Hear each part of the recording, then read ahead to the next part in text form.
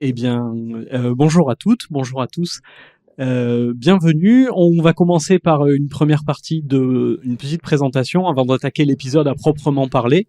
On va tenter une petite partie un petit peu participative. Donc, sentez-vous prêt à participer et à venir peut-être au micro si vous le souhaitez.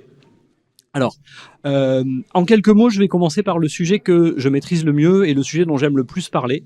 Je vais vous parler de moi. Je vais essayer de faire ça assez rapidement, mais je pense que c'est important pour présenter le projet. Moi, j'ai été libraire pendant une dizaine d'années. J'ai organisé un certain nombre d'événements en librairie que j'ai assez souvent animés, et ça m'a toujours laissé un petit peu de frustration de dire il y a beaucoup de travail qui est fait par les libraires, les éditeurs, toutes les professions du livre, tous ensemble pour réfléchir à des événements, faire des choses conviviales, etc. Et puis tout ça, une fois que l'événement est terminé, c'est fini et ça disparaît. Et c'est à partir de là que j'ai décidé de lancer ce podcast qui s'appelle donc Constellation de papier, en disant j'ai envie de regrouper quelque part dans ce podcast des conversations avec des gens dont le travail me plaît, qui font des choses intéressantes, qui ont une réflexion nourrie par les livres. Et j'aimerais archiver ça quelque part. Donc c'est l'idée du podcast. Et pour vous montrer l'étendue de mon talent, au début, dans mon tout premier hors-série, pour mettre ça en scène, j'avais mis ça comme musique au début, et j'espère que ça a fonctionné. Voilà. Et j'ai voulu jouer sur le contraste en disant, voilà, là on a quelque chose de très apaisé, un petit peu lénifiant, ce qui pourrait renvoyer à l'image qu'on a un petit peu des livres. Et donc comme j'avais suivi une formation un peu cool, j'ai même rajouté des effets du genre ça. Et après, j'ai mis la musique. La vraie musique, qui est mon vrai générique, qui est plus cool, plus punchy, en disant regardez comme mes musiques sont chouettes. Tout ça pour vous dire que quand le vrai épisode va commencer, il y aura cette musique, et je vous remercierai d'applaudir pour montrer à quel point je suis cool et chouette et dynamique. Voilà, donc cela dit, je voulais... avant qu'on commence, pour vous présenter un petit peu l'esprit, donc le podcast, je l'ai dit, s'appelle Constellation, et c'est vraiment l'idée de voir dans le paysage mental de mes invités quels livres ont compté et comment ils se relient les uns aux autres. Donc je vais vous proposer un petit peu l'exercice pour celles et ceux qui le souhaitent. Moi là, je me suis amusé juste avant de commencer, j'ai regardé la bibliothèque derrière moi, je suis très content qu'on ait mis une bibliothèque derrière. Et par exemple, j'ai pris comme ça 3 livres qui, pour le coup, vraiment sont des livres qui ont compté dans mon parcours, donc je fais un petit peu l'exercice rapidement. Il y a ce livre aux éditions La Fabrique qui s'appelle L'argent et les mots, qui fait partie d'une trilogie par un très grand éditeur qui s'appelle André Chiffrine. Une très grande trilogie qui est une réflexion sur les milieux du livre, la disparition petit à petit des librairies et des maisons d'édition, de critiques sociales.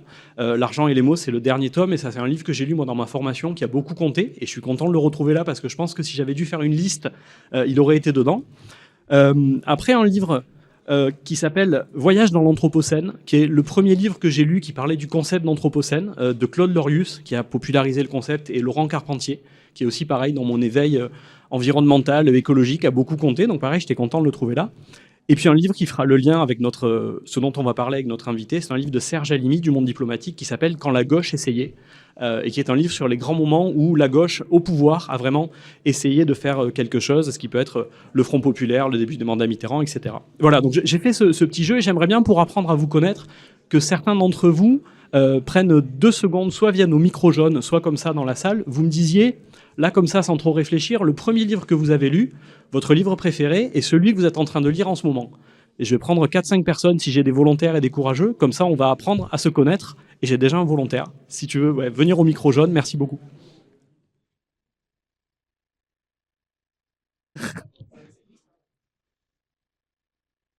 Bonjour. Bonjour. Alors, oui, je manquais de me casser la gueule pour les, pour les auditeurs. Donc oui, donc pour ta question sur les 3 livres principaux, dans l'ordre, donc le premier que j'ai lu, alors comme beaucoup de trentenaires, ça a été Harry Potter, premier du nom. Le livre préféré, en fait, c'est le 2e livre que j'ai jamais lu de ma vie, et je ne plaisante pas, La quête des Willan de Pierre Bottero. Ok. Alors pour info, ils sont... Voilà. Ah, il y a des fans dans la salle. Le public est déchaîné. Voilà. Attendez, j'ai pas encore mis la musique. Sachant qu'au passage, il y a Andarta Pictures qui devrait faire une adaptation en dessin animé. C'est visiblement dans les cartons. Ok. Donc voilà, je suis content, comme c'est pas permis depuis environ 2 ans qu'ils ont annoncé le projet. Et Willan, c'est avec des dragons, on est d'accord, hein, c'est ça, c'est un univers avec des dragons. Il y a un dragon à un moment. Il y a un dragon. Ouais, voilà, du fantastique et tout. Et là, présentement, c'est un essai chez Third Edition par Thibaut Claudel dans les méandres de Warhammer 40 000, où il fait toute la genèse de Games Workshop Et il parle un peu de toutes les éditions de ça. C'est la première fois que je lis un bouquin qui n'est pas de la fiction. Ça me fait tout drôle. Voilà. Ok, merci beaucoup. Je laisse place. Allez, au suivant. Je vais en prendre, disons, 2 ou 3. Allez, merci. Bonjour collègues. Bonjour. Je fais aussi un podcast sur... Mais je ne vais pas faire de pub.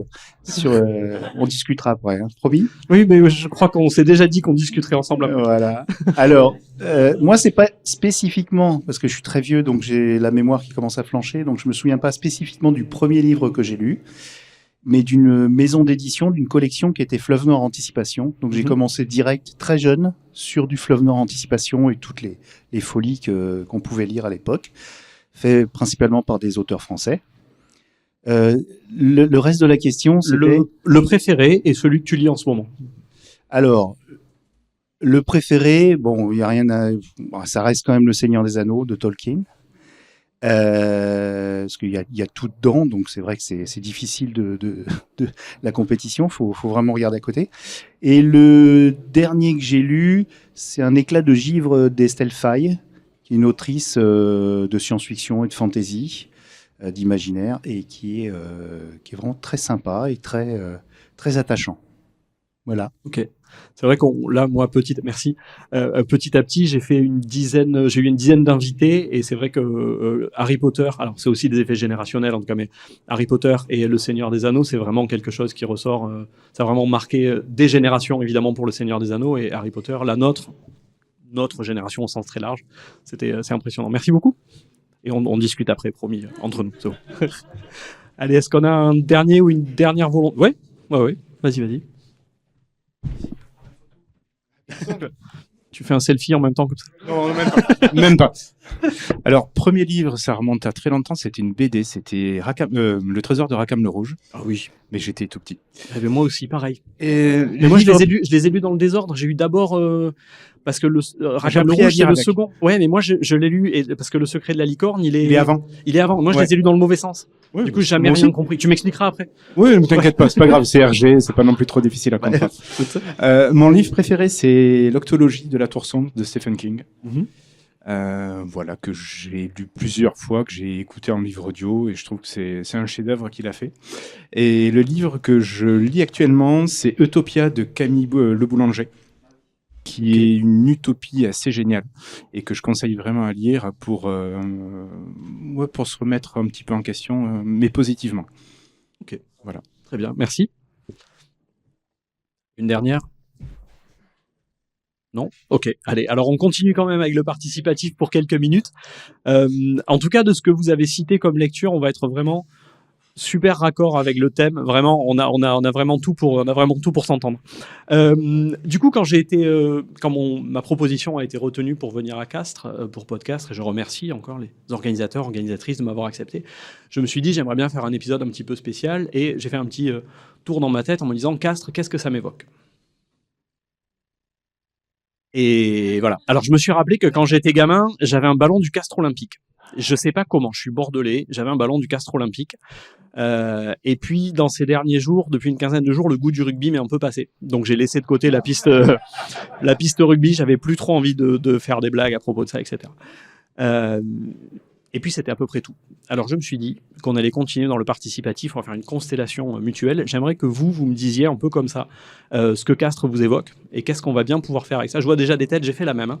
Mais vraiment, n'hésitez pas, il n'y a pas de bonne ou de mauvaise réponse. Vous pouvez même me parler de l'A69 si vous voulez, si c'est ça que Castres vous évoque. N'hésitez pas. Et voilà, si vous voulez me dire là, comme ça, un peu à la volée, à quoi Castres vous fait penser?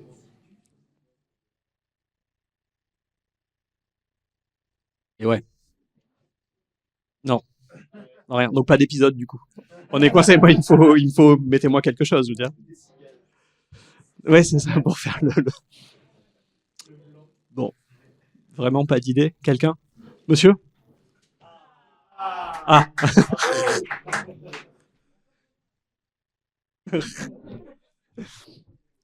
Alors d'abord, est-ce que je peux, Jérémy, me permettre de répondre aux questions précédentes d'avant? Bien sûr. Hein, toujours bien intéressant, sûr, bien sûr. toujours intéressant. Là, hein.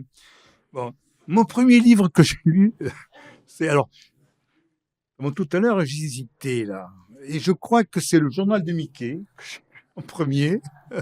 Je crois qu'avant, il y avait, dans ma jeunesse, un bouquin qui s'appelait Roudoudou, je crois, où il y avait très peu d'écrits. Bon, ensuite, bien entendu, j'ai été un fan de Mickey. Alors, par contre, avantage, Jérémy, c'est que j'ai lu le premier Mickey, Tintin au Congo. C'est le premier Mickey. Tintin au Congo. Ah bon. Ensuite, il y a eu Tintin en Amérique. Bon, Mhm. je connais très bien mes classiques. Mon livre préféré, moi, c'était en classe de première. En classe de première, au lycée de Carmaux, on avait une superbe prof de français. Bon, j'avoue que j'en étais un peu amoureux en plus. Mais ça, c'est logique, ça. Donc, hein. Alors, elle nous a fait connaître Albert Camus. Et depuis, c'était L'étranger, le premier bouquin que j'ai lu. Et je crois que dans ma vie, je commence à vieillir un peu là. J'ai dû le lire pendant X fois, à peu près. Donc, il y a encore 2 ans, je me suis refait toute l'intégrale de Camus. Et ça m'a fait du bien parce que, avant ça, les années précédentes, j'avais fait toute l'intégrale de Proust. Alors, Proust, au bout d'un moment, quand on se tape tous les bouquins de Proust, c'est pas forcément évident. Et ça m'a fait du bien de lire Camus. Voilà ce petit aparté que je voulais faire. Très bien, ben merci. Alors, je suis un peu surpris par Mickey. J'aurais plutôt pensé Pif Gadget, mais C'était après. c'était après, je mélange tout. Pardon. C'était après. Pif Euh, Gadget. mais cela dit, votre proposition, donc Castres, qu'est-ce que ça vous évoque? Que je puisse lancer le générique, les Alors, applaudissements. Ouais. Il y a à Castres une place célèbre avec une statue célèbre à Castres. Voilà, on y va à côté, souvent au café, la statue de Jaurès à Castres. Voilà. Bon, alors, Et c'est le moment du générique. Voilà. J'aimerais sur Non, ça. non, Bon, c'est vraiment le moment du générique. hein. C'est moi qui reprends le contrôle. Oui, mais tu sais, il m'arrive parfois d'avoir Je des me suis mis du problèmes mauvais de- côté ouais, au niveau ouais, des ouais. oreilles, c'est ça?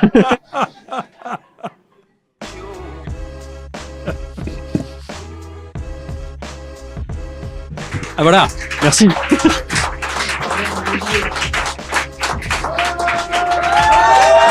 Merci.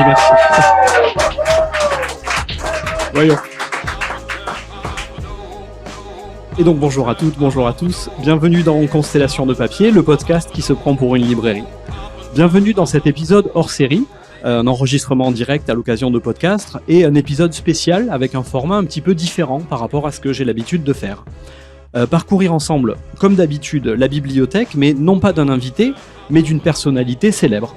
Avec le même but, évidemment, c'est-à-dire découvrir quelles lectures ont marqué son parcours, quelles idées ont été fécondées par ces lectures, quels enthousiasmes les lectures ont procuré, par quoi et par quel livre il ou elle s'est évadé. Ici Jérémy, libraire sans librairie, et dans Constellation de Jaurès, je reçois aujourd'hui Max Assier. Bonjour Max. Bonjour, mon cher ami. Merci beaucoup d'avoir accepté mon invitation donc pour nous parler de Jean Jaurès dans cet exercice effectivement un petit peu nouveau. Donc on va suivre le fil que vous avez déterré puisque c'est quasiment un travail inédit en fait que je vous ai demandé. Avant d'attaquer effectivement les lectures de Jean Jaurès, je voudrais en quelques mots, parce que j'ai l'impression que vous êtes assez bavard, je voudrais en quelques mots que vous vous présentiez pour le public, et puis que vous nous présentiez pour la partie historique dans les grandes lignes, le parcours de Jean Jaurès avant qu'on attaque ces lectures. Bon, depuis que je suis retraité, même je l'étais avant, je suis un historien. Alors, souvent, quand on pense aux historiens, on voit des personnes, un certain âge, une grande barbe. Moi, j'ai la barbe, moi, mais je l'ai courte. Et c'est souvent des personnes qui sont ennuyeuses. Donc, hein. Je suis historien je fais des bouquins depuis 2013. Historien, conférencier. Je fais des bouquins surtout centrés sur le tard. Et je suis maintenant reconnu pour être le spécialiste tarnais de Jean Jaurès maintenant. Le spécialiste tarnais. Avant moi, c'était un castré. C'était Jean Faury qui est décédé cette année. On me reconnaît maintenant le fait d'être en Occitanie et surtout dans le Tarn, le spécialiste de Jaurès. Pourquoi? Parce que j'ai fait 2 bouquins sur Jaurès. Celui-ci, alors vous voyez, Donc j'ai voulu que la couverture soit pas trop ringarde. C'est un petit dessin qui représente Jaurès au mine de Carmaux. Donc, plutôt que d'avoir les couvertures avec un vieux monsieur, une barbe, etc. Bon, je suis également conférencier. Bon, je fais des bouquins sur le Tarn. Guide du patrimoine du Tarn, des bios de Jaurès, etc. Je ne vais pas vous raconter ma vie sur ça. Conférencier. Et sur Jaurès, je dois avoir maintenant, j'aurai 18 conférences différentes sur Jaurès, puisque depuis que j'ai connu Jérémy, j'ai eu l'idée, dans mon tout à l'heure en voiture, je me suis dit, et si je faisais une 18e conférence, thème différent, Jaurès lecteur. Voilà, c'est grâce à Jérémy que je me suis penché sur ça, et ça va être un peu innovant. Bon, après, ma vie, en dehors de ça, auteur, conférencier, je gère 2 sociétés savantes. Oula, alors là, quand on parle société savante, ça fait un peu peur, ça fait un peu peur. C'est des vieilles sociétés qui ont été créées dans le Tarn en 1878. Je suis vice-président de l'une, Société des sciences et belles lettres du Tarn. Et je suis responsable culture de la Fédération des associations culturelles et intellectuelles du Tarn. Mais je vous rassure, je ne suis pas le plus vieux, je ne suis pas le plus jeune non plus dans les dirigeants. Voilà, donc pour me présenter rapidement. Très bien, et merci beaucoup. Et j'en profite aussi pour remercier le musée Jean Jaurès, qui est effectivement à Castres également, et c'est eux qui nous ont mis en contact. Et du coup, donc, avant qu'on attaque ces lectures, est-ce que vous pouvez nous rafraîchir la mémoire sur Jaurès, parce que j'imagine qu'on pourrait faire là aussi un petit tour de salle, et on aurait les uns et les autres quelques vagues souvenirs, mais très très vagues. Donc un petit portrait rapide. Vous savez, alors, je prends mes notes à côté. Là, et souvent, quand je donne des conférences ou des interventions, j'ai tout par cœur dans ma tête. Là, c'est un peu nouveau, puis j'ai besoin de... C'est l'âge qui veut ça, d'avoir les notes à côté. Bon, Jaurès, il est né à Castres d'abord. Il est né à Castres, dans la rue Réclusane, à Castres, qui s'appelle aujourd'hui Saint-Richard, au centre de Castres. Il est né le 3 septembre 1859. Ensuite, il a fait sa scolarité à Castres, scolarité primaire de 1865 à 1869, une pension privée, la pension Séjal. À la tête, il y avait un prêtre, un abbé, mais qui était quand même assez sympa, qui était assez ouvert, c'était l'abbé Rémy Séjal.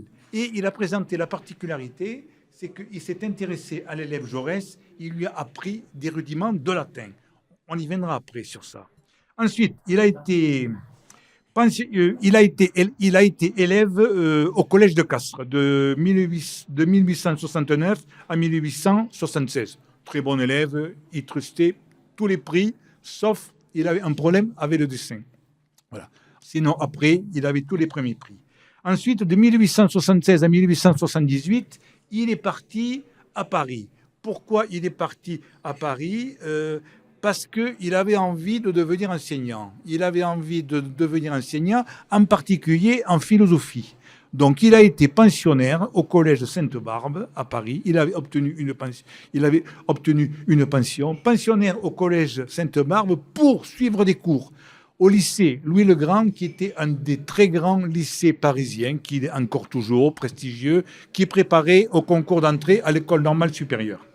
Ensuite, de 1871 à 1881, il a été élève à l'école normale supérieure à Paris. Il avait été admis premier de promotion à l'école normale supérieure. Ensuite, il passe l'agrégation. Il est troisième de sa promotion en agrégation en 1881, agrégation de philosophie.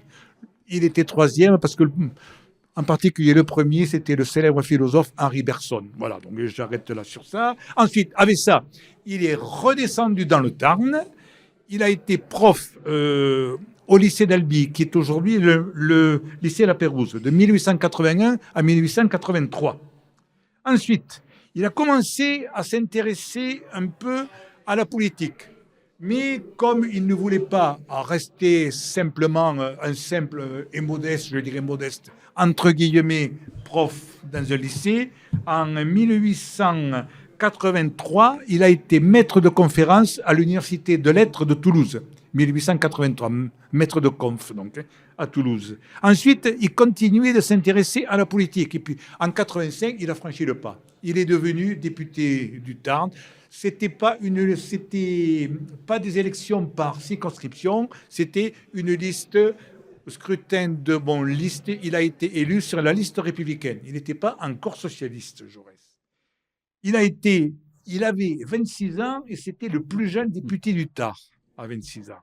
Ensuite, en 1889, manque de chance, il est battu aux élections. Il est battu aux élections. Pourquoi? Parce que le scrutin n'était plus un scrutin de liste, mais était un scrutin par circonscription. Et la circonscription de Castres était très ancrée à droite. Il a forcément été battu. Donc. Alors, qu'est-ce qu'il a fait? Il est reparti à Toulouse, maître de conférence à Toulouse, de 1889 à 1893. Il a passé son doctorat à Toulouse. Il a continué, ça c'est un endroit qu'on ne sait pas très bien, il a continué de s'intéresser à la politique à Toulouse, puisque c'était en 1890, il a été élu au conseil municipal de Toulouse sur la liste républicaine et socialiste. Il est devenu maire adjoint en charge de l'instruction publique à Toulouse. Ensuite, élément déclencheur, Carmaux, les grèves des mineurs. Il a été élu député de la 2e circonscription d'Albi, qui comprend Carmaux et qui comprend ensuite tout le nord du département, qu'on appelle le Ségala. Ensuite, on arrive de 1893 à 1898. Coup de tonnerre, en 98, il est battu aux élections, en 1898. Pourquoi il est battu? Parce que en 1895, il y avait la grève des verriers et il a été à l'origine de la création de la verrerie ouvrière à Albi. Ça lui a valu d'être battu. Bon, à partir de là, il fallait qu'il mange, il n'avait plus de salaire, donc il n'a pas eu envie de revenir prof. Et il a continué de faire du journalisme, puisque en 1887, il a commencé à écrire des articles dans la Dépêche du Midi, en 1887. Et il est devenu journaliste professionnel à un quotidien qui s'appelait La Petite République. Il était directeur politique du quotidien. Mais en 1998, il est revenu à la charge. Il est élu député de Carmaux de 1902 jusqu'à 1914. Vous voyez sa vie, donc, avec des points très précis par rapport à ça. C'est qu'en 1904, par exemple, il a été le fondateur et le premier président et directeur de l'Humanité, un quotidien. Ensuite, il y a en 1905, il a fait l'unité de toutes les forces socialistes. Et puis ensuite, c'est sa période pacifiste avec les différents discours contre la guerre. Voilà, j'ai essayé, Jérémy, de résumer en étant à la portée de tout le monde. Donc. Je pense que c'était parfait et on a, et c'est là qu'on voit l'organisation extrêmement précise, on a déjà les 3 grandes parties qui se détachent. Non, voilà, on pourrait revenir donc sur d'abord sa formation de lycéen, enfin sa formation initiale, on va dire, et son goût pour les auteurs classiques et son côté extrêmement boulimique de lecture. Je reprends le terme que tu m'as indiqué l'autre jour. Ensuite, on parlera de comment il est devenu, parce qu'il n'est pas né, il est devenu socialiste et son éveil politique et sa partie de critique littéraire et de lecteur des auteurs de son temps. Et puis ensuite, on finira avec une 3e partie sur, tel qu'on l'appelait, l'apôtre de la paix et de ce qu'il a mené, comment il a mené ces combats-là et sur quels livres, auprès de quels auteurs il s'est appuyé.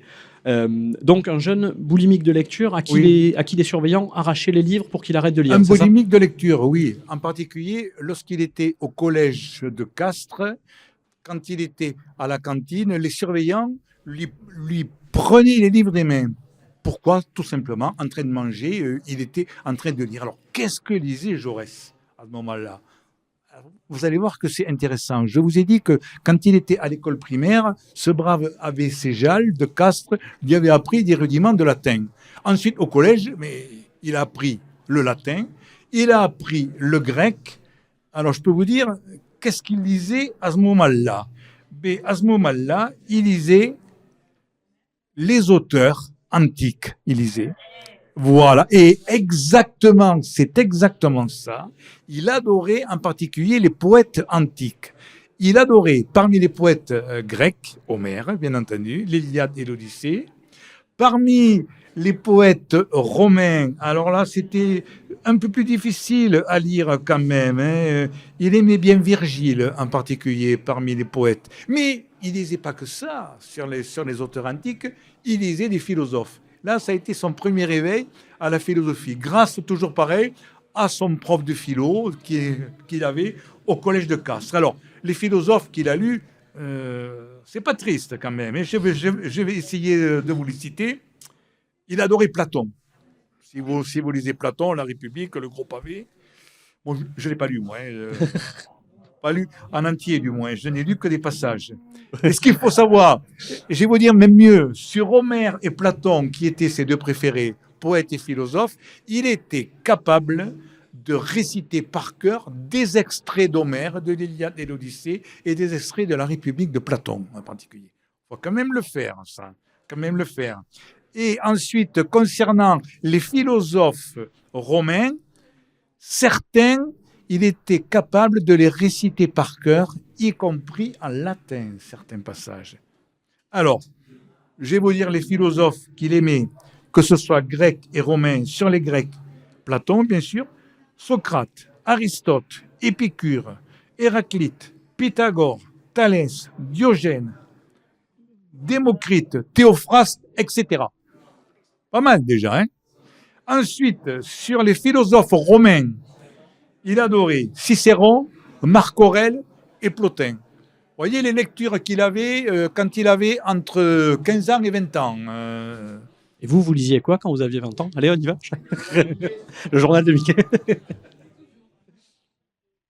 Alors, ce qui est intéressant, c'est que j'ai pu retrouver, en fouillant dans les bouquins, ce qu'écrivaient certains amis de Jaurès sur ses lectures.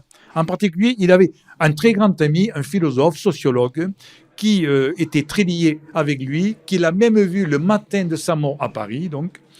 C'était Lucien Lévy-Bruhl. Il disait, pendant ces années au collège de Castres, Jaurès lisait les chefs-d'œuvre de l'Antiquité, mais je vous rassure, de la littérature française aussi. Et il a lu tous les auteurs romantiques, il a lu en particulier. Et ensuite, il fallait, comme je l'ai dit, l'obliger à fermer ses livres pendant les repas. Ça, c'était son frère Louis Jaurès qui l'a dit. Ensuite, ce qu'il y a d'intéressant, c'est qu'un autre de ses amis, Vincent Auriol, qui a été président de la République sur la 4e République, dans un bouquin de Vincent Auriol, il parle d'un certain monsieur Deltour qui avait aidé Jaurès dans sa carrière professionnelle et qui lui avait permis d'avoir, il était inspecteur général, qui lui avait permis d'avoir des bourses à Paris. Alors, Auriol, il dit, si M. Deltour ne fut pas l'inventeur de Jaurès, comme certains le croient, il n'en fut pas moins son bienfaiteur, puisqu'il obtient de lui une bourse pour Sainte-Barbe et qu'il lui permit d'entrer à l'école normale supérieure. Ensuite, il explique, M. Deltour aimait beaucoup Jaurès et le considérait un peu comme son fils adoptif. Quand il était pensionnaire à l'école Sainte-Barbe, élève ensuite à l'école normale supérieure, M. Deltour venait le faire sortir le dimanche, le prenait chez lui à déjeuner, et qu'est-ce qu'ils faisaient tous les deux? Ils commentaient des vers d'Homère, de Virgile, et il parlait des différents philosophes, poètes grecs et romains. Voilà, donc vous voyez un peu ce que pouvait lire à ce moment-là, au début de sa carrière, Jaurès.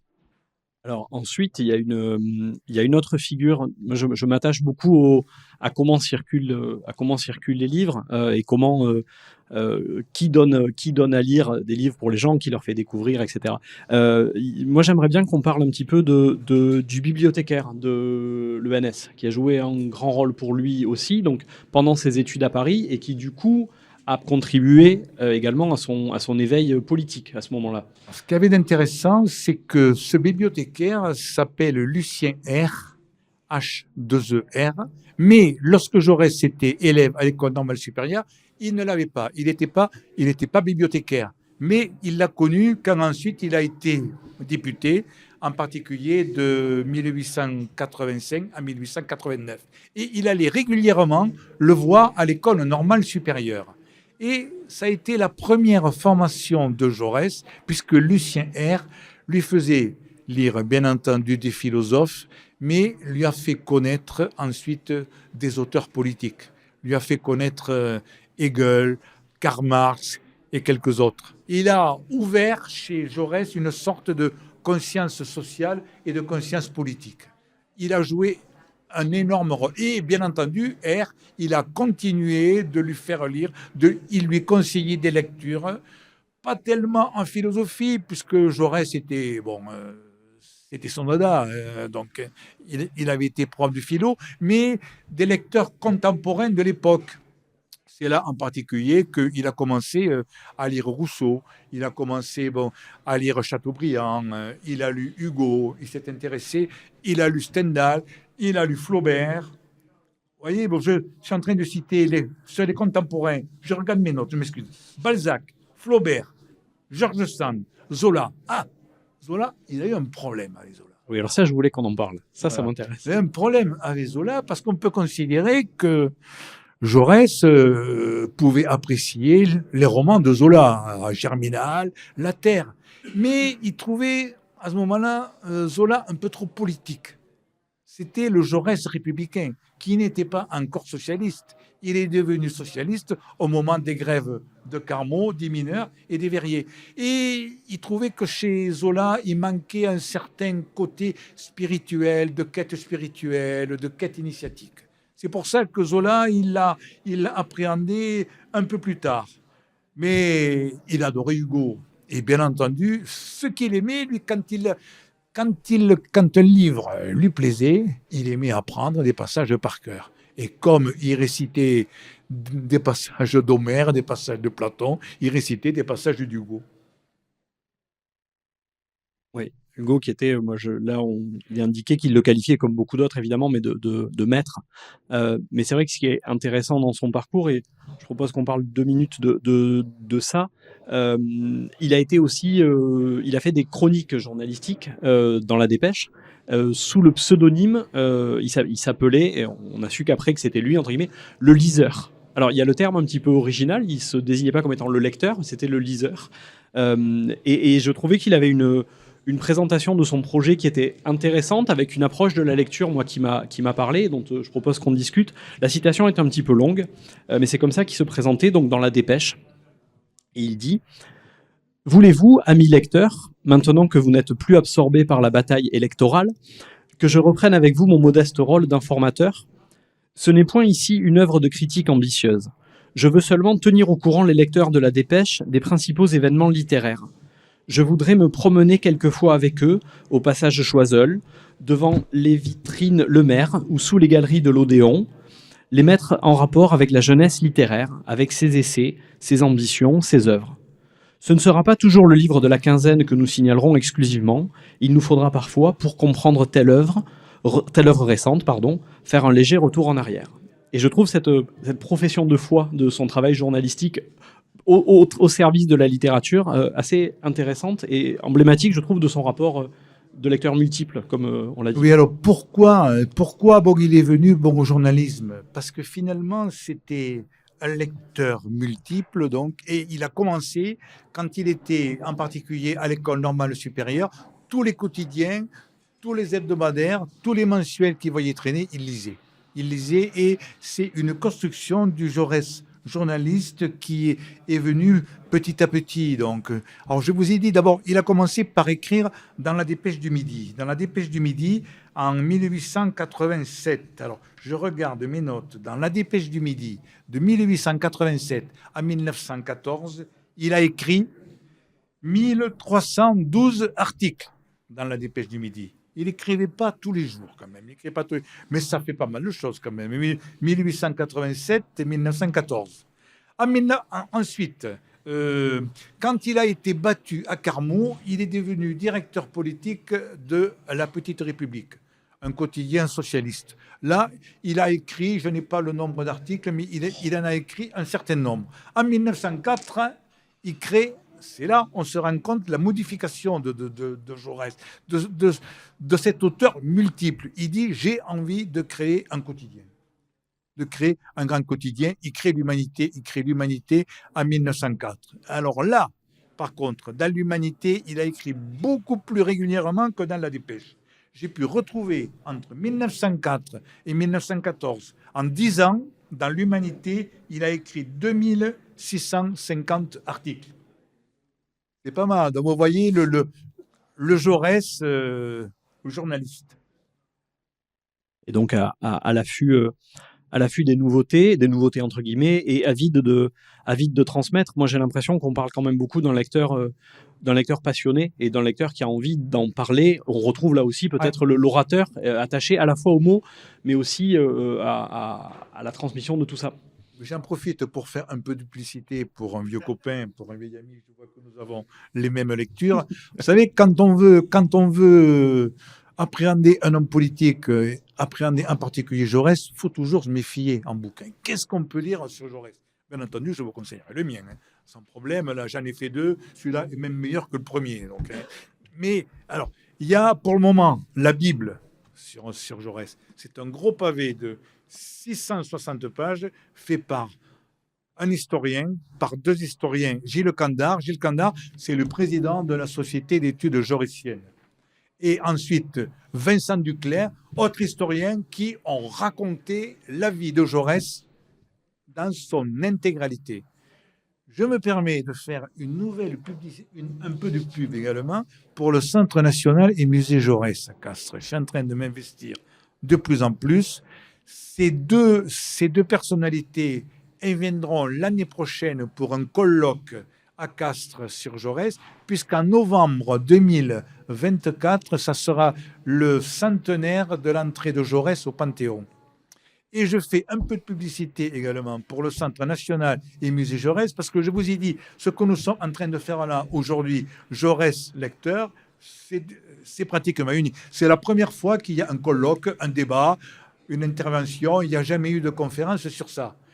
Du mois de début décembre, certainement ça sera vers le 15 décembre jusqu'au mois de septembre, au Centre national musée Jaurès, il y aura une exposition que je suis en train de mettre en place avec Madame Arche, qui est la responsable des musées de Castres, et le personnel administratif du musée de Castres. Ça aussi, une grande nouveauté. On vous parlera de Jaurès intime. Il faut le faire quand même, ça. Hein. À ce moment-là, Jaurès, les hommes politiques, ils n'aimaient pas du tout parler de leur vie privée. Mais là, on va vous présenter une exposition Jaurès intime. Je vous ferai également une conférence sur Jaurès intime, sa vie, comment il vivait. Jaurès et les femmes en particulier. On verra une autre facette du personnage de bon Jaurès. Jaurès et l'amitié, etc. Je referme la parenthèse, ça, pour en revenir à Gilles Candard. Donc, ce qu'il a écrit, c'est intéressant parce que sur Jaurès, sur les lectures de Jaurès, il a dit Jaurès était sans doute un des parlementaires les plus lettrés de son temps.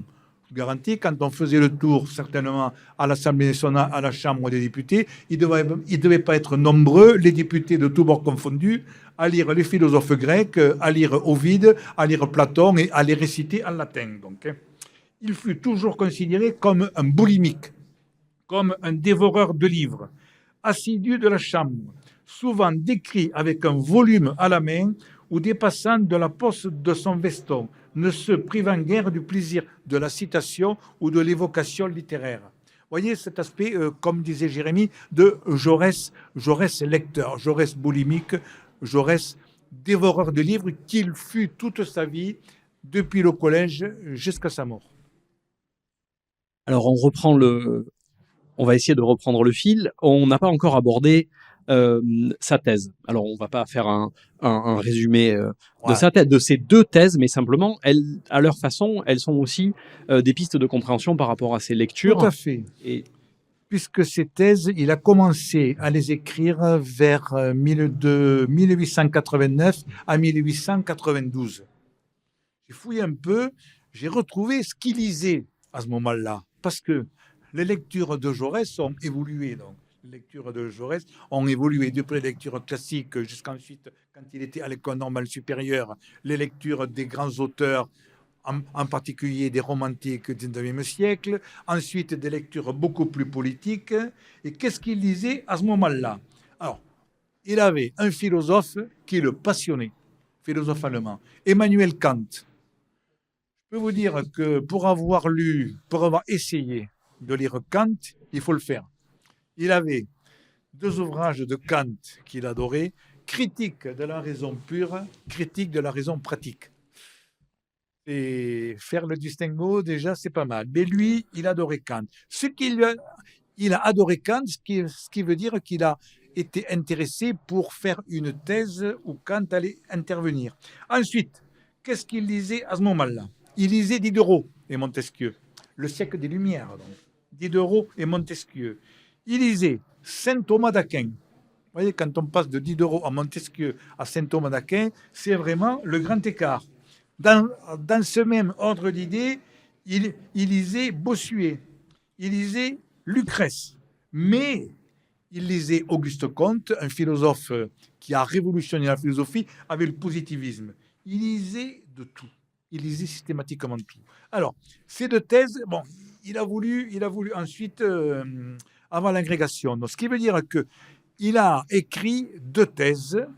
D'abord, une thèse qu'on appelle une thèse secondaire. Ce n'est pas celle qu'il a présentée pour le soutien à son agrégation à la Sorbonne. Cette thèse, vous allez voir. Le petit boulot un peu facile, le petit Ouais. truc qu'il a griffonné comme ça avant de Voilà. s'attaquer au vrai Mais en latin. en latin. En latin, Voilà, en latin, bien entendu. Alors, sa thèse, vous allez voir.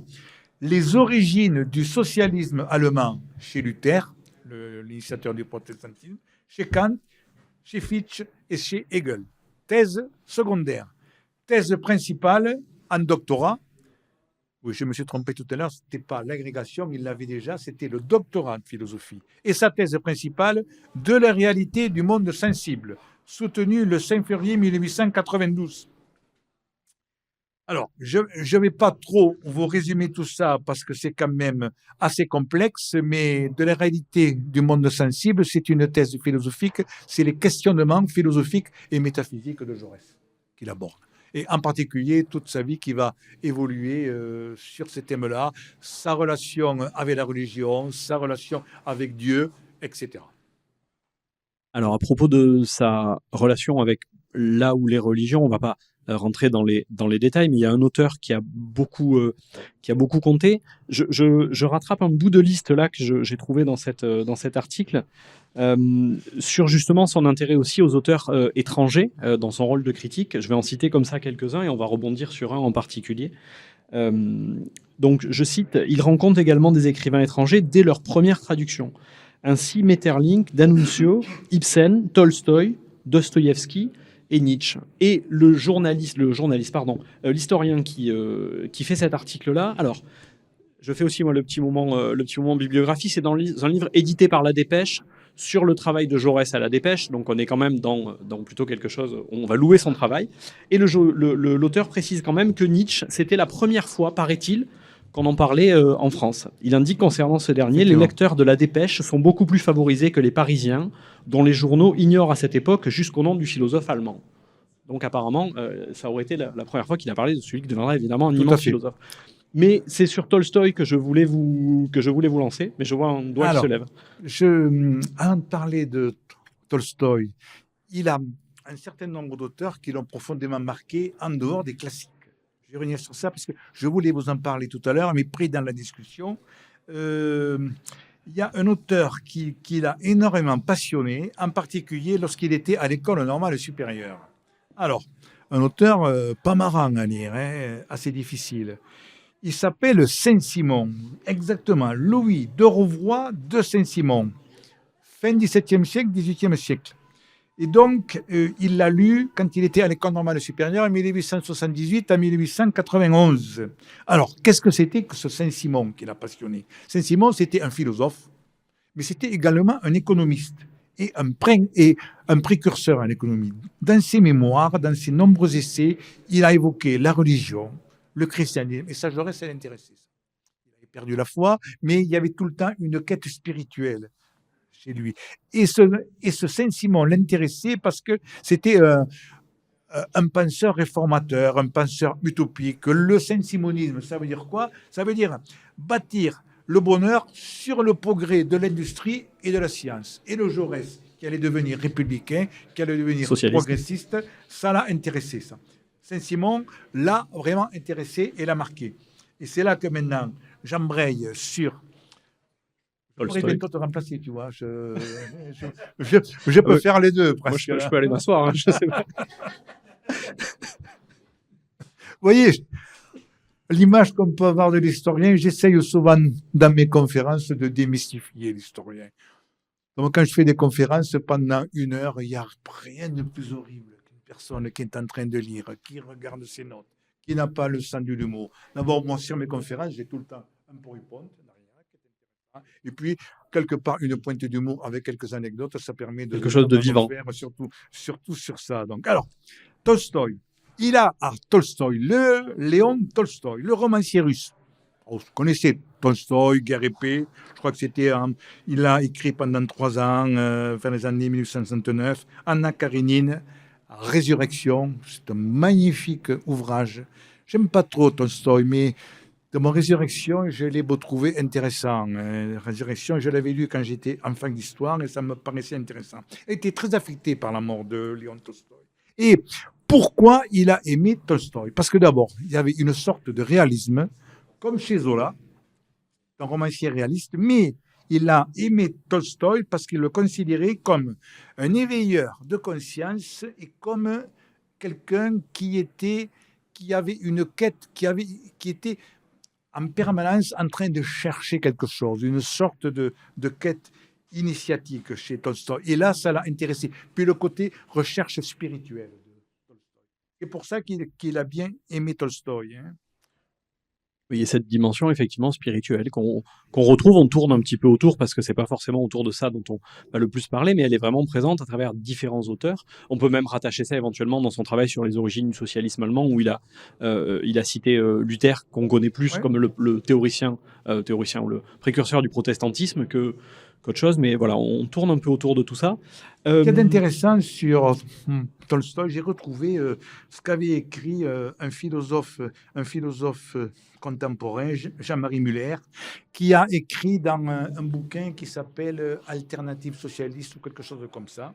Et il est mort en 2021. Il a écrit un truc intéressant sur les relations entre Tolstoï et ils se sont jamais rencontrés. Mais pourquoi Jaurès aimait tant Tolstoï?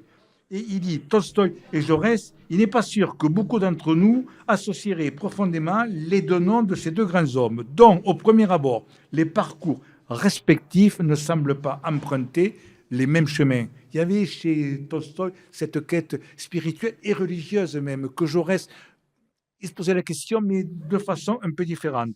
Et Muller dit, ce qui est précisément remarquable, c'est que Jaurès, qui a conscience qu'il ne suit pas la même voie que celle de l'écrivain russe, a su parfaitement comprendre le sens profond de l'œuvre et de la pensée de celui qu'il appelle le grand Tolstoï. Et à tel point que quand Tolstoï est mort, c'était en novembre 1910, en janvier ou février 1911, l'année suivante, il a donné une conférence sur Tolstoï à Toulouse. Parce que Jaurès, personnage multiple, homme politique, socialiste, journaliste, professeur, historien, conférencier, c'est pas mal. Donc, vous voyez, donc, il a donné une conférence sur cette personne qu'il a profondément marquée. Donc. Il en reste 2, il y en a encore 2 dont il faudrait, je pense, qu'on parle, qui sont liés à effectivement la fin, entre guillemets, la deuxième partie de sa vie, qui sont liés aussi à la découverte, au mouvement pacifiste, puisque là, disons que si on suit une progression chronologique, on est au début du XXe siècle, et la question de la guerre va beaucoup occuper Jaurès, qui va également écrire dessus, etc. Juste une petite question d'ailleurs au passage, est-ce qu'il y a des écrits personnels de Jaurès? Parce qu'il a écrit, il y a l'Armée Nouvelle, il y a ce qu'il a écrit en tant que journaliste, etc. Mais où est-ce qu'il a eu une tentation personnelle, autobiographique, quelque chose de ce goût-là? Absolument. Alors Jaurès a énormément écrit et pour être sûr de ne rien oublier, je vais vous indiquer les écrits de Jaurès. Je reprends mon bouquin, la page 426. Regardez comme les c'est bien fait. écrits Quoi. et les discours de Jaurès. Vous allez voir que c'est impressionnant. Premier écrit, 1898, quand il est engagé sur l'affaire Dreyfus. Et il a écrit ça au moment où Zola avait écrit le célèbre J'accuse dans l'Aurore. 1898, il écrit les preuves sur l'affaire Dreyfus. 1898, il préface un livre de son ami Lucien Deslignières, L'application du système collectiviste. 1898. 1901, un nouveau Jaurès, Jaurès historien. Alors, il adorait un historien qui avait fait une histoire de la Révolution française, mais une sorte d'histoire romantique. C'était Michelet. Il adorait Michelet. Qu'est-ce qu'il a fait? Michelet, il dit, Michelet a fait une histoire plus ou moins romantique de la Révolution française. En 1901, il fait histoire socialiste de la Révolution française. Il analyse la Révolution française. Donc, vous voyez, c'est son troisième bouquin. En 1900, il écrit Les deux méthodes. Qu'est-ce que c'est les deux méthodes? C'est l'opposition qu'il y avait au sein du Parti socialiste entre la tendance réformiste de Jaurès, Parti socialiste SFIO, et la tendance guédiste. Il parle des deux méthodes pour aborder le socialisme. Et ensuite, ça fait l'objet à Lille d'une célèbre confrontation entre Guesde et Jaurès. Donc, nouveau bouquin en 1900. En 1901, autre livre, Comment se réalisera le socialisme? 1902, Études socialistes. 1903, le discours à la jeunesse, suite au fameux discours qu'il avait tenu au lycée. 1904, Notre but. 1905, la révolution russe. Il s'intéressait à ce qui se passait en Allemagne, mais également en Russie. 1905, l'Alliance des peuples. 1907, la guerre franco-allemande de 1870 à 1871. 1910, un énorme bouquin, L'éloge du pacifisme, l'armée française, où il décrit comment lui conçoit la défense militaire en France, donc, et le principe de l'armée. On est en 1910, la même année, il écrit Vers la République sociale. En 1912, il écrit Conflit élargi. En 1914, au tout début, durant le premier semestre de l'année 1914, il a fait un certain nombre de conférences et d'interventions. Son discours de Vèze sur la paix, son discours également au congrès du Parti socialiste, et tout ça, ça a été réuni. Donc vous voyez que c'était quelqu'un, et j'en ai oublié un, je me rends compte, un oubli que j'avais fait dans mon ouvrage, c'est pas mal. Il a écrit un livre de poésie qui s'appelle Poème aussi. Il était tenté partout. C'était Jaurès, mais c'est un touche-à-tout de génie. Voilà, tout simplement. Vous voyez toutes les œuvres de Jaurès. Et toutes ces œuvres de Jaurès ont été, tous les textes qu'il a pu écrire en dehors de ça, ces textes de discours, ben, ce cher Gilles Candard, il les a réunis dans une série de plusieurs ouvrages sur recueils et textes de Jean Jaurès. Vous voyez le Jaurès très multiple qu'il était. Et surtout très prolixe en écriture, parce que journaliste, il écrivait en même temps de 1904 à 1914 à deux journaux de façon très régulière, à la Dépêche de Beau-Toulouse et ensuite à l'Humanité. Il continuait d'écrire des bouquins, des ouvrages. Tout en ayant une activité politique En plus. intense. On revient donc au lecteur sur cette dernière période. J'aimerais bien qu'on dise quelques mots dans l'ordre que vous souhaitez. Je vous laisse la direction de cet entretien. Je te laisse, pardon. Oui, mais c'est l'émotion que la fin approche. Je te laisse finir. Moi dans aussi, l'ordre que tu le nom Jérémy, j'ai oublié de te le dire. Mon fils s'appelle Jérémy. Mon fils unique s'appelle Ben voilà. Ben, c'est donc un signe. C'est donc un signe. C'est mon fils et c'est un ami en plus, je me permets de le dire, puisqu'il ne m'appelle pas papa, il m'appelle Max. C'est une belle preuve effectivement d'amitié. Moi, certains m'appellent Benjamin, ça évite la confusion avec Jérémy, et je les vois qui rigolent dans la salle. Alors, donc, je te laisse le choix pour aborder ces deux derniers auteurs qui ont également beaucoup compté sur le tard, entre guillemets. Il s'agit de Romain Rolland et d'Alain. Oui, alors Romain Rolland, il a beaucoup compté, mais j'avoue que je ne me suis pas trop penché. Alors, parlons d'Alain. Il a tellement... J'ai presque envie de dire, bon, Romain Rolland, sa relation a été complexe. Je ne me suis pas trop penché, tout comme les relations avec certains auteurs est très complexes. Et en particulier avec Anatole France. Tu vois, j'arrive, tu me coinces sur un truc, mais je rebondis sur Anatole France. Donc, hein. Allons-y, Bon, c'est bon. alors, Anatole France, il disait, Anatole France, il était un peu jaloux de Jaurès. Anatole France avait une certaine aura à ce moment-là. Il était un peu jaloux de Jaurès. Il disait, mais finalement, Jaurès, c'est quelqu'un imbu de sa personne qui n'a pas trop d'amis. C'était faux. Jaurès avait un certain nombre d'amis, mais il les triait. Mais il avait une excellente relation avec Anatole France, tout comme avec Roland, tout comme avec quelques autres, et tout comme ensuite, au moment de quand Zola a sorti J'accuse, bon, il est devenu très proche de Zola. Mais vers la fin de sa vie, c'est ça qui est intéressant. Je vous ai parlé des auteurs au début de sa scolarité et vers la fin de sa vie, en 1914, il était à bout, en 1914. Et il multipliait les réunions de 1914, les actions sur le pacifisme. En 1913, la grande manifestation, 100 000 personnes qui sont réunies auprès Saint-Gervais sur la loi des 3 ans. Les discours, il sentait que la guerre approchait. Et en même temps de ça, il continuait d'écrire. Et en 1914, une révélation, il lit et il découvre le philosophe Alain. Compliqué. Alain, c'est Émile Auguste Chartier, dit Alain, né en 1868, décédé en 1951. Et Alain, qui est connu, un philosophe, pour avoir écrit un certain nombre d'ouvrages qui commençaient propos sur l'éducation, propos sur la politique, etc.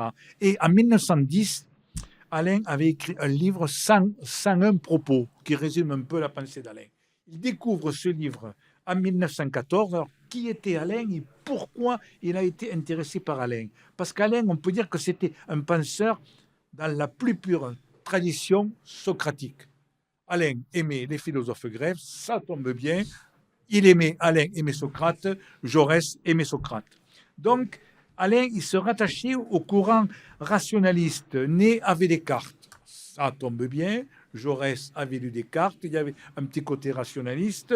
Donc, Alain était très intéressé par le côté pédagogique, ça tombe bien. Jaurès a été pendant très longtemps professeur de philosophie. Et ce qui le fascine chez Alain, c'est son côté moraliste. Il était déjà fasciné par l'aspect moraliste chez Tolstoï. Il découvre ce côté moraliste chez Alain. Il se dit qu'Alain, en plus de ça, ce qui le fascine, il y avait un petit côté esthète chez Alain. Et puis surtout, il se rend compte qu'Alain était un idéaliste. Mais idéaliste, ce n'est pas un gros mot, ce n'est pas un vilain mot, on peut l'être. Un idéaliste républicain et surtout un fervent humaniste et un authentique pacifiste.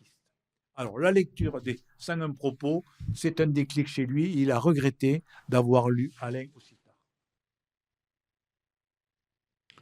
Aussi tard parce que on l'a dit rapidement, Jaurès meurt en 1914, quelques jours avant le déclenchement de la Première Guerre mondiale, tué par un certain Raoul Villain, au nom un peu prédestiné. Et du coup, est-ce que tu peux nous dire quelques mots? Alors je vais annoncer les deux questions finales en même temps. Quelques mots ensuite sur la postérité, y compris un petit peu éventuellement littéraire de Jaurès, l'influence qu'il a pu avoir sur les générations suivantes. Ça peut être la panthéonisation, Bloom, etc. Quelques mots là-dessus. Mais surtout, une autre question qui m'est venue là. Il entretient quel rapport avec les langues régionales? C'est pas tant les langues régionales que l'occitan ou le patois d'ici. Je crois qu'il le parlait. Je crois qu'il suivait un petit peu les auteurs dits régionaux et régionalistes avec un regard un peu distant quand même. Lui, le fervent républicain quand même. Est-ce qu'on peut dire 2-3 mots là-dessus? Oui, ce qui est intéressant, c'est que d'abord, il avait un lien très particulier avec un auteur. Tu as parlé du fameux 31 juillet 1914. Le matin même, Jaurès, j'essayais de retracer toute la journée de Jaurès, ce fameux 31 juillet 1914. Il se réveille à 7h30, il jette un coup d'œil par la fenêtre, il voit plein de gens affairés qui se précipitent pour acheter l'Humanité, pour acheter tous les journaux. La guerre couve. À 9h, un de ses meilleurs amis, le philosophe et sociologue Lucien Livy-Brulle, grand auteur, l'appelle au téléphone. 2 heures après, Lévi-Brühl est reçu par Jaurès. Vous voyez, un lien très particulier qu'il avait par rapport à ça. Et donc, il a accompagné, Lévi-Brühl a accompagné Jaurès durant pratiquement toute sa vie. Alors ensuite, le côté par rapport à la langue occitane. Jaurès s'était mis très tôt à l'occitan. Pourquoi? Parce que quand il était à Castres, ils ont d'abord habité à la rue Réclusane, et puis ensuite son père, Jules Jaurès, avait acheté une petite propriété à la Fédiale. Pour les Castrés, c'est du côté de la Chartreuse, sur la route de Saïs. Et là-bas, Jaurès s'est intéressé. Il entendait parler occitan, patois autour de lui, et il s'est intéressé systématiquement et toujours au patois, à l'occitan.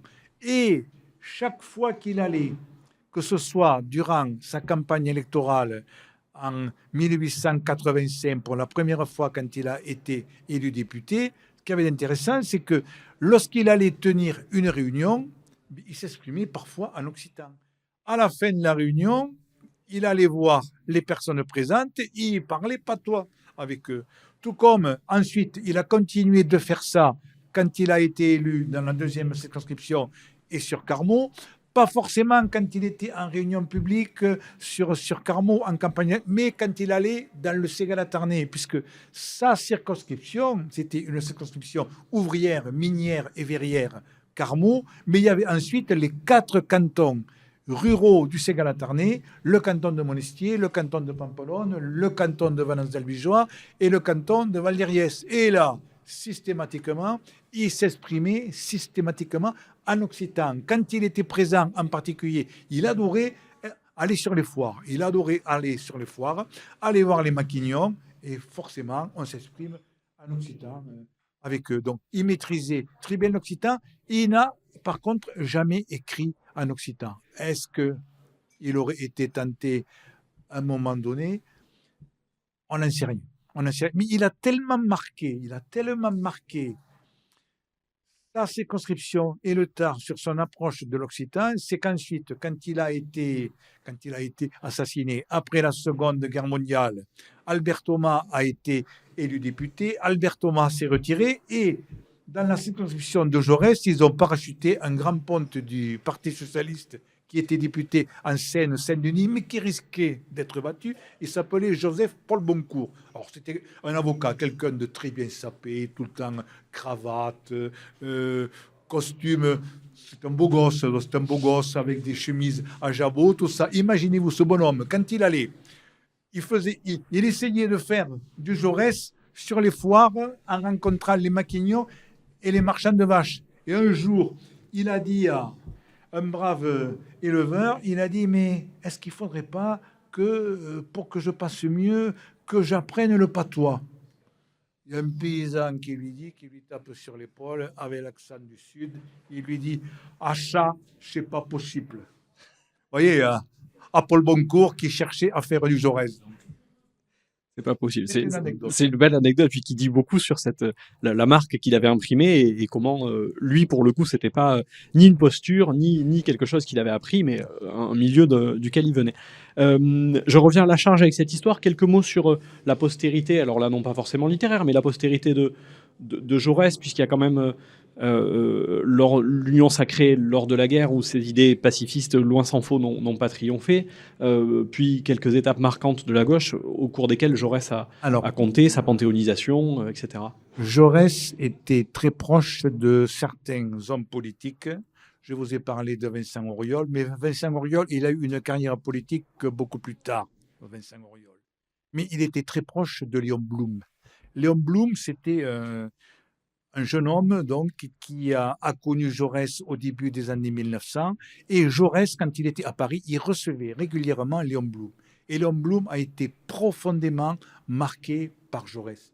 Il a fait d'ailleurs un petit fascicule, une éloge de Jean Jaurès. Et on peut considérer qu'en 1920, ce fameux congrès de Tours, où il y a eu la scission au sein du Parti socialiste SFIO, avec Cachin, il a créé le Parti communiste et Blum a dit « je vais rester à la vieille maison ».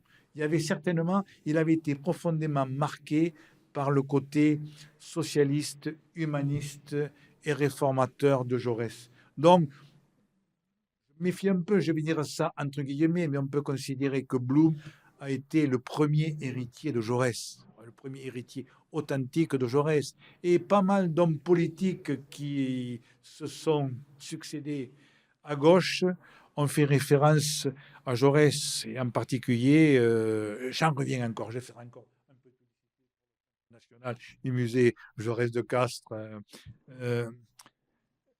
Ce musée avait été créé dans les années 50 par le maire radical socialiste de Castres, Lucien Couder, mais a été modifié en 1981-82. Pourquoi? Parce que François Mitterrand s'était intéressé à Jaurès. Et l'inauguration du Centre national musée Jaurès à Castres, qui avait été profondément rénové par le maire d'alors, Jean-Pierre Gabarou, qui était maire et député socialiste, Mitterrand est venu l'inaugurer. Alors, dans mon bouquin, je vais vous montrer à quel point, je ne vais pas le dire là parce que ça serait trop longtemps, mais j'ai un petit passage où je cite des phrases qu'a prononcées Jaurès et des phrases qu'a prononcées Mitterrand. Et on peut se rendre compte à quel point Mitterrand a été influencé par Jaurès, parce que je dis sous forme d'anecdote, qui aurait pu dire cette phrase, Jaurès ou Mitterrand, ou bien les deux? Très bien. Voilà la postérité de Jaurès, parmi les hommes politiques qu'il a influencés. Citons Blum, citons Jaurès, parce qu'il y a tellement d'hommes politiques qui se sont réclamés de Jaurès, y compris à droite, puisqu'il y a eu un certain nombre d'auteurs.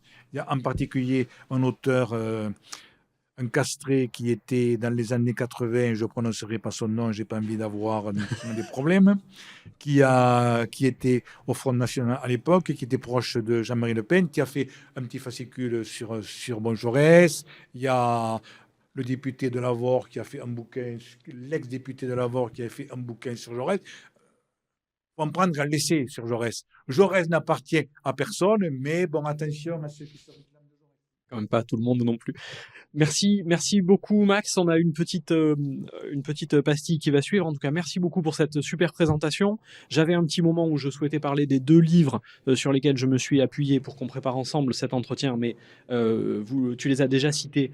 Je les représente quand même rapidement. Donc c'est le livre de Gilles Candard et Vincent Duclerc, qui est vraiment la biographie qui fait autorité, on va dire.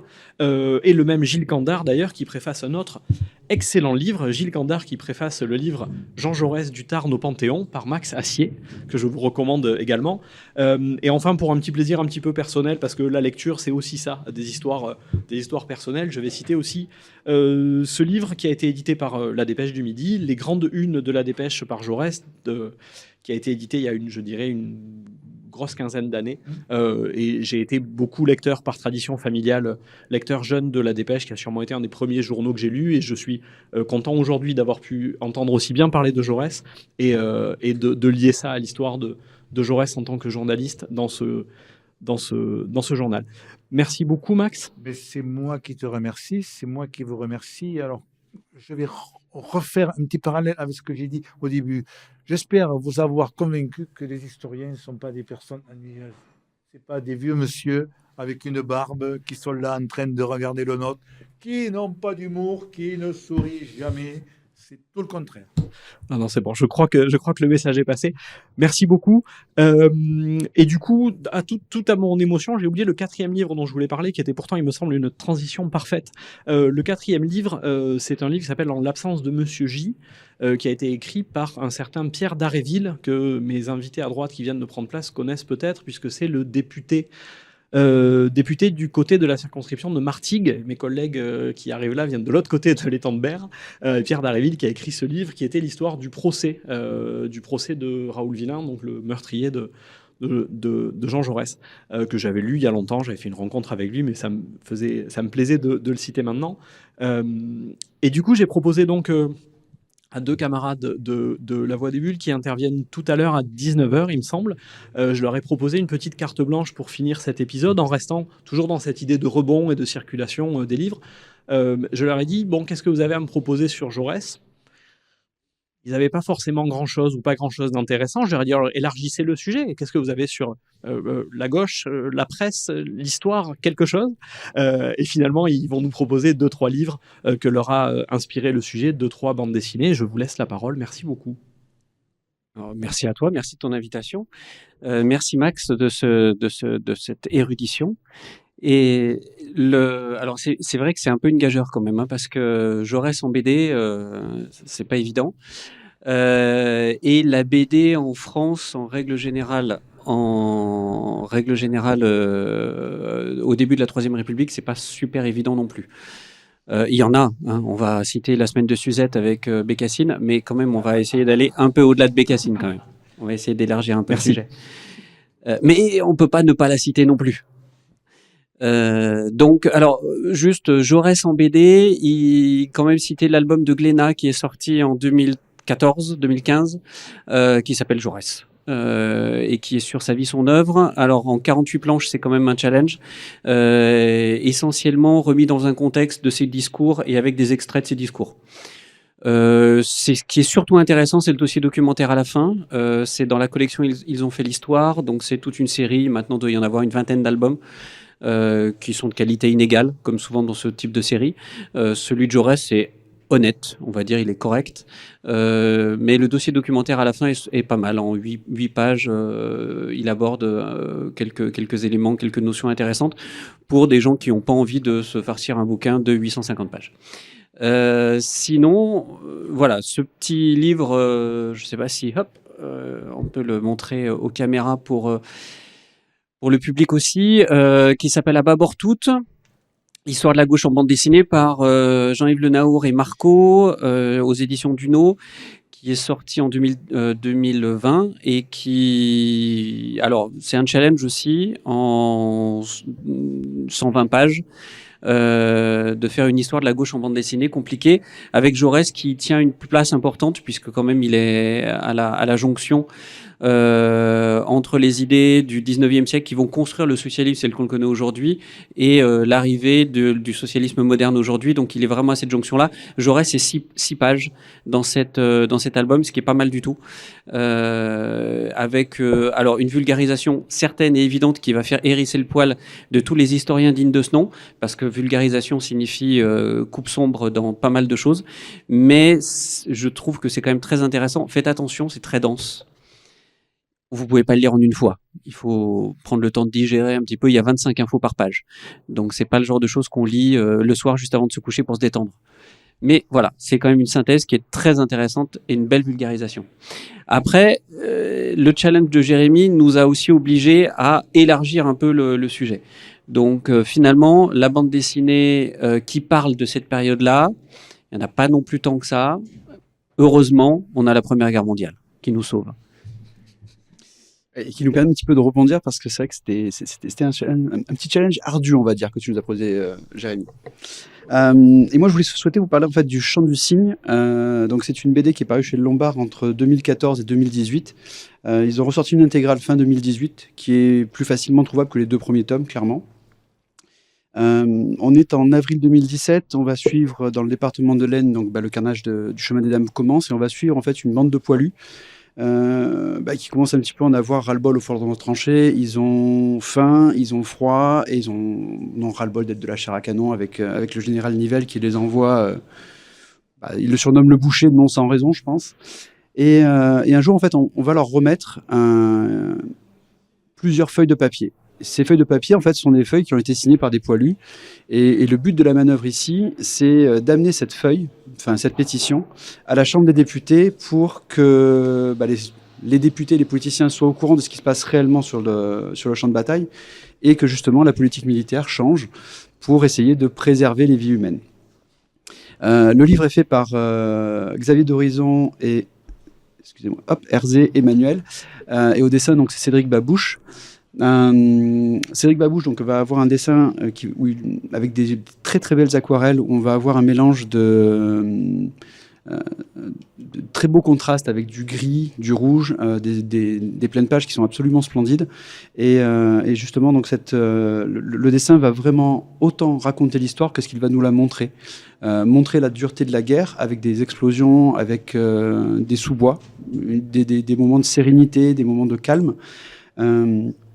Et justement, le chant du cygne n'est pas, grâce à ces scénaristes, justement, une histoire qui va nous parler des héros qui vont mourir pour la patrie ou pour être un livre sur la Grande Guerre, mais c'est vraiment un livre sur les hommes qui vont faire des choix en fonction de leurs valeurs, qui vont peut-être prendre des chemins qui ne sont pas le chemin du système, ils vont aller à contre-courant.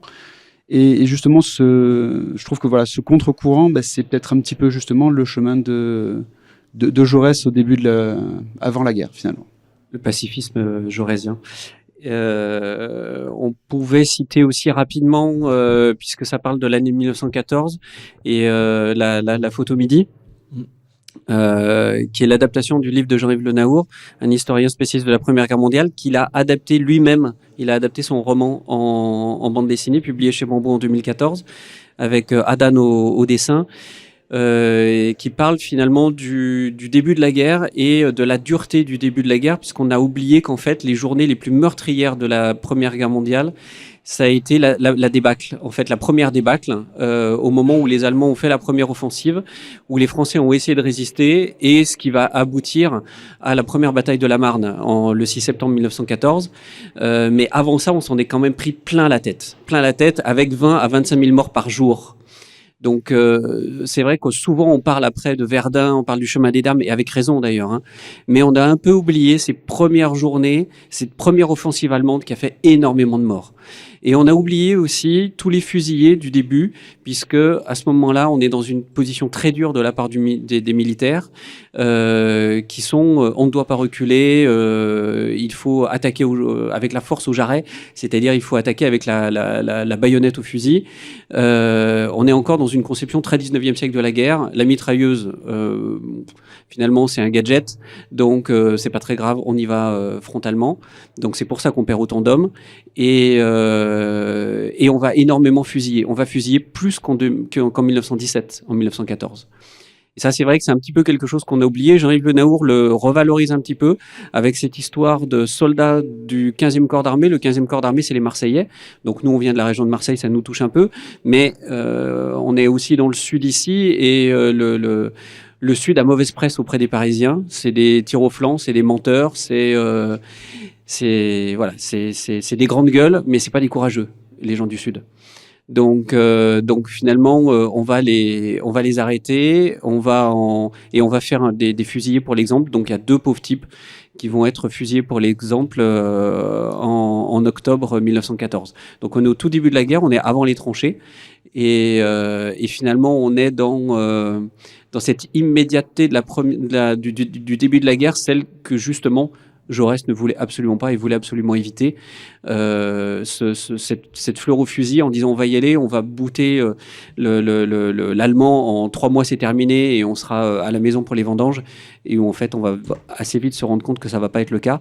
Et Jaurès le savait, il le sentait ça, que ça allait pas être le cas, mais il l'aura jamais vu. Merci beaucoup pour ce défi brillamment relevé. Je vous ai fait phosphorer sur ces derniers jours, mais merci beaucoup pour ces 3 belles présentations.